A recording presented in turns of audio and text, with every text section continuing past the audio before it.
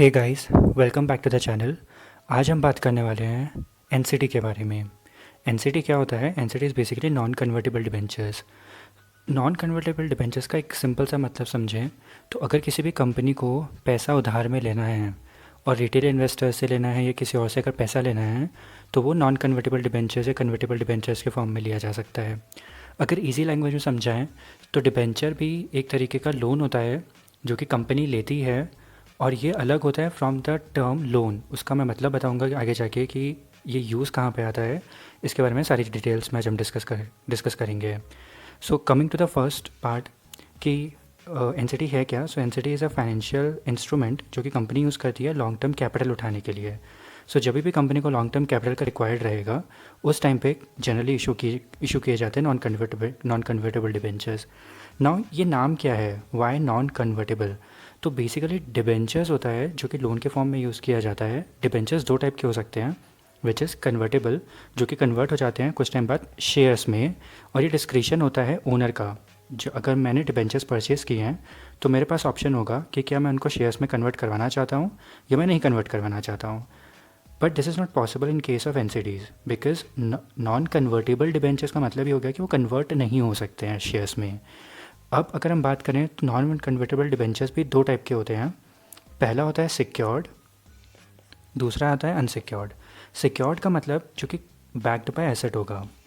अगर by chance company ने पैसा नहीं दिया तो जो शेयर होल्डर है या जो डिबेंचर होल्डर है बेसिकली वो लिक्विडेशन ऑफ एसेट्स के थ्रू अपना पैसा रियलाइज़ करेगा। इसको अगर आसान भाषा में समझें, अगर बाई चांस कंपनी मेरा इंटरेस्ट पे नहीं करती है या मेरा प्रिंसिपल पे नहीं करती है तो मेरे पास पहला हक होता है कंपनी के सारे एसेट्स के ऊपर। बिल्डिंग, लैंड जो भी है मैं उनको बेचूंगा और पहले नॉन कन्वर्टेबल डिबेंचर्स का जो सिक्योर्ड एनसीडी होगा उसको पैसा दिया जाएगा। एंड जो अनसिक्योर्ड होता है इट इज़ नॉट बैक्ड, इसमें कंपनी के आप एसेट से क्लेम नहीं कर सकते हो। तो ये दोनों में डिफरेंस होता है। सो प्रेटी ऑब्वियस चीज़ है कि यहाँ पे रिस्क ज़्यादा है, यहाँ कंपेरेटिवली रिस्क कम है क्योंकि आप कंपनी के एसेट्स ले सकते हो अगर बाई चांस कंपनी ने डिफ़ॉल्ट भी किया तो ये दोनों के बीच का डिफरेंस है मेजरली। इसी वजह से जो इसका रेट ऑफ इंटरेस्ट रहेगा वो कंपेरेटिवली कम रहेगा, इसका जो रेट ऑफ इंटरेस्ट रहेगा वो कंपेरेटिवली ज़्यादा रहेगा। अगर हम आगे बात करें तो डिबेंचर्स में लोग पैसा क्यों इन्वेस्ट करते हैं आज की डेट में, सबसे बड़ा फ़ायदा होता है कि इसमें हाई रेट ऑफ इंटरेस्ट मिलता है जो कि जनरली 11 to 12% पहले होता था, बट आज की डेट में भी आप देखोगे 8 to 10% के बीच में आज भी आपको इंटरेस्ट मिलता है जो कि डिबेंचर्स के ऊपर मिलता है। अगर हम इसको कंपेयर करें फिक्स डिपॉजिट से जो कि बहुत पॉपुलर मीन्स है, मैक्सिमम लोग इंडिया में फ़िक्स डिपॉजिट करवाते थे, बट फिक्स डिपॉजिट्स का अगर हम इंटरेस्ट रेट देखें आज की डेट में तो 6 to 7 और मैक्सिमम 8% मिलता है। आई थिंक 7% आज की डेट में मैक्सिमम है जो कि मिल रहा होता है। और उसी के कंपैरिजन में अगर हम एनसीडी का बात करें तो 10% अप्रॉक्सीमेटली आज भी मिलता है।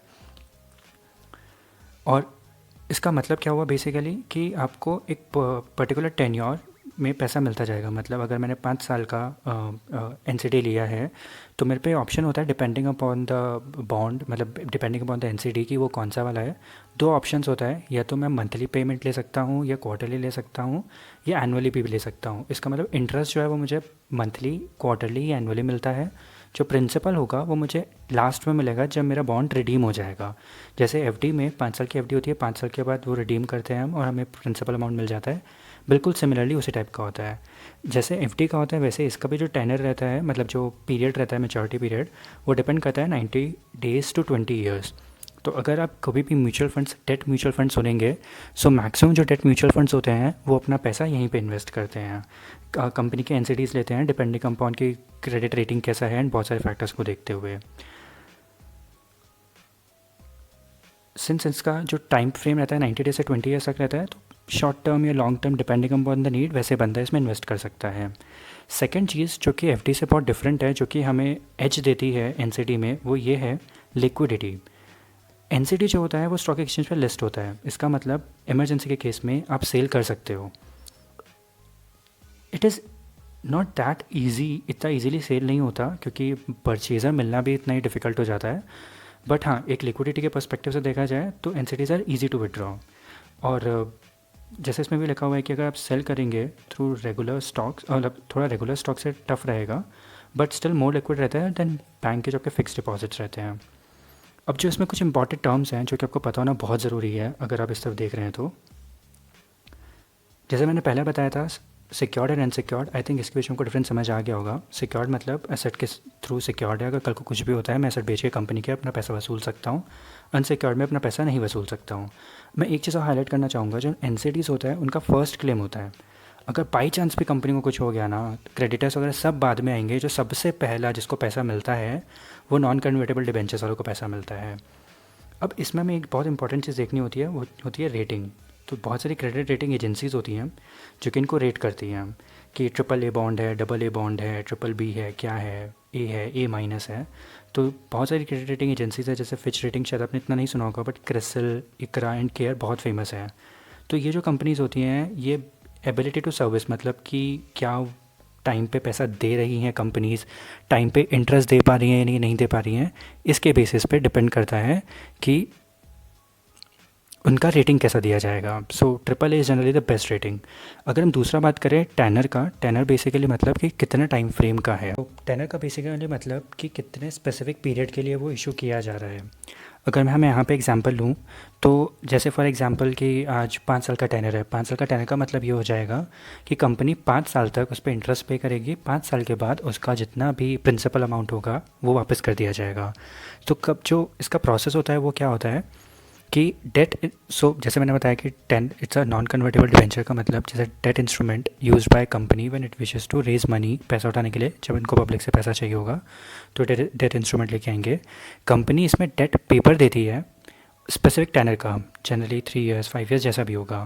इस पीरियड में वो उसके ऊपर फिक्स्ड इंटरेस्ट देती जाएगी टू द बायर, जिसने भी वो परचेज़ किया होगा लेटर, उसको फिक्स्ड इंटरेस्ट मिलता जाएगा, जो कि मंथली हो सकता है, क्वार्टरली हो सकता है या एनुअल हो सकता है, डिपेंडिंग अपॉन द बॉन्ड। और जैसे ही आपका एंड हो जाएगा वो टेनर, तब आपको जो मनी रहेगा जो आपने इन्वेस्ट किया है, जो इसको प्रिंसिपल अमाउंट बोलते हैं, वो आपको पूरा का पूरा वापस दे दिया जाता है। जो नेक्स्ट चीज़ आती है वो होती है यील्ड। यील्ड थोड़ा सा समझने में मुश्किल ज़रूर है। यील्ड का अगर बेसिक मतलब समझा जाए तो टोटल आपका अर्निंग, टोटल आपको ब्याज या सब मिला के कितना पैसा आपने कमाया है उससे, वो यील्ड होता है। यील्ड और कूपन में थोड़ा डिफरेंस होता है। कूपन मतलब बेसिकली इंटरेस्ट रेट, जैसे 10% है तो 10% is your coupon rate. But अगर आपने सस्ता लिया बॉन्ड या महंगा बेचा तो डेफिनेटली आपका अर्निंग जो है वो इंटरेस्ट प्लस कुछ होता है, तो वो यील्ड में काउंट होता है। Yield income return earned on a security over a specified period of time, basically interest plus अगर प्राइस में आपने कुछ कमाया तो इंटरेस्ट प्लस प्राइस का जो कंपोनेंट होता है, इन दोनों को अगर हम कंबाइन करते हैं एंड देन हम निकालें कि बॉन्ड प्राइस के बेसिस पे, तो उससे यील्ड निकलता है। ये बहुत सिंपल मेथड में मैंने समझाया है, इट इज़ थोड़ा सा ट्रिकी है ये चीज़। जैसे इसमें भी एग्जांपल भी दिया हुआ है कि the yield on the redemption has been quite attractive for the buyers because generally higher yield मिलता है as compared to corporate FD. Okay, तो उन्होंने कॉर्पोरेट एफडी से कंपेयर किया है। डेफिनेटली कॉर्पोरेट एफडीज़ में भी थोड़ा कम मिलता है, एनसीडीज़ में थोड़ा ज़्यादा मिलता है। मेरे ख्याल से ये सबसे इंपॉर्टेंट चीज़ है, things to consider before investing. आपको क्या क्या चीज़ें पता होना बहुत ज़रूरी है अगर आप एनसीडी में इन्वेस्ट करने जा रहे हैं। तो पहला होता है कंपनी का बैकग्राउंड। जनरली वही कंपनीज निकालेंगी जिनका बैकग्राउंड सॉलिड होगा और आपको कंपनी के बारे में पूरी चीज़ें पता होना चाहिए।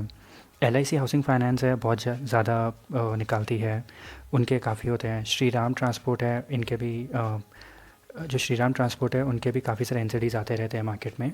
तो ये जो चीज़ है आपको कंपनी का बैकग्राउंड पूरा पता होना चाहिए, कंपनी का हिस्ट्री कि उन्होंने पेमेंट किया है नहीं किया है, और अगर कंपनी ने पास में पैसा उठाया है तो क्या उन्होंने सक्सेसफुली रीपे किया है या नहीं किया है।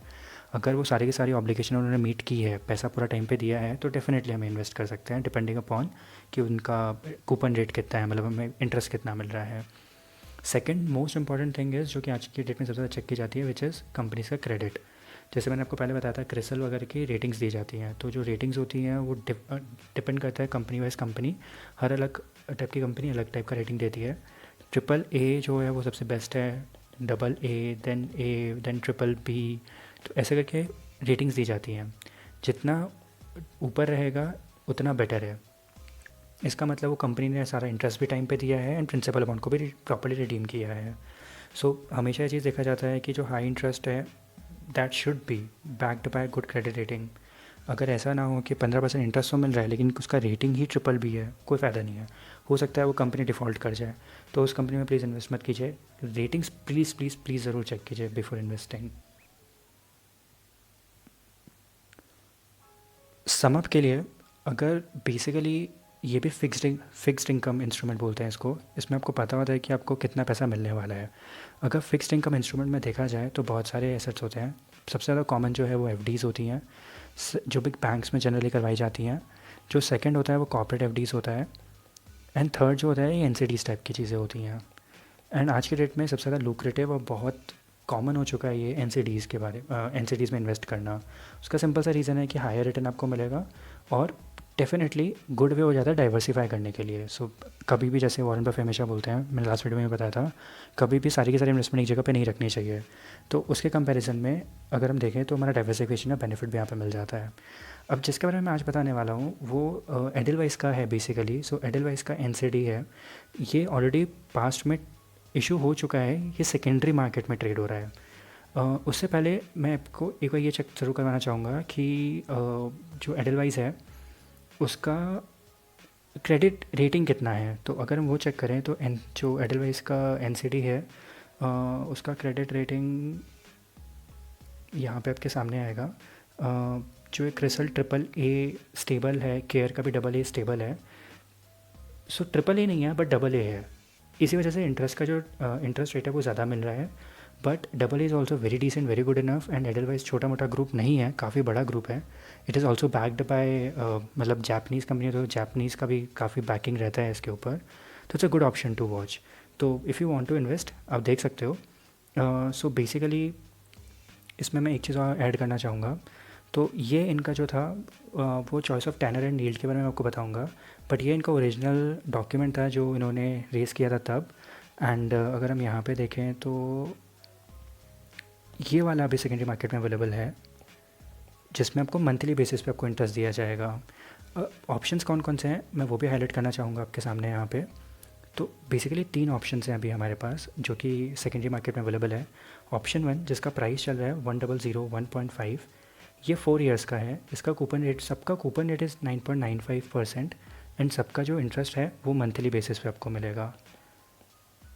बट जो 10 ईयर है, जैसे मैंने बताया था कि कितने टाइम के लिए है, तो उसमें डिफरेंस है। ये जो मैच्योर हो रहा है वो 2024 में मैच्योर होगा, 23 में 2024।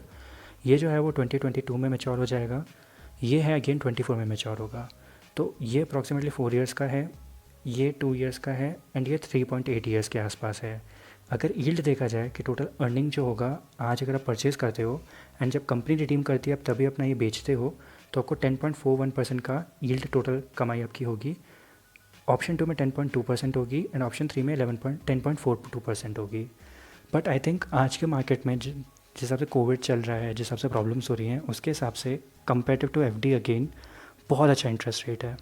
एंड सिंस गवर्नमेंट ने रेटिंग्स नहीं बट जो प्राइवेट रेटिंग्स हैं वो भी AA है। और दोनों कंपनी से, क्रिसल का भी हमने देखा, उसका भी चेक किया, तो AA है। इसका मतलब कंपनी से आपको ये शिकायत नहीं रहेगा कि आपको पेमेंट नहीं मिल रहा है। And it's non secure, it's basically secured, it's not non secured. तो इसका मतलब आपका जो एसेट पे हक है वो भी सबसे पहला हक है। तो मेरे हिसाब से आपको कंसिडर करना चाहिए। एक चीज़ जो मैं हाईलाइट करना चाहूँगा यहाँ पे, इसका जो मिनिमम टिकट साइज़ है वो 25 है। So basically price multiply by 25, ये आपका मिनिमम टिकट साइज़ होगा। सो अगर किसी को भी इंटरेस्ट है तो मैंने डिस्क्रिप्शन बॉक्स में गूगल फॉर्म दे रखा है, आप उसको फिल कीजिएगा, उसमें बस डिटेल्स आ जाएगा। So definitely we can contact. अगर कोई भी हेल्प चाहिए होगा तो definitely we are there to help you out. I would like कि आप थोड़ा सा इसके बारे में रीड करें and whenever you feel comfortable आप इसको चेक कर सकते हैं कि आपके पोर्टफोलियो में सूट करता है या नहीं करता। And definitely do take advice from your financial advisers कि वो क्या कहते हैं इसके बारे में, and then decide accordingly. Thanks for watching, guys.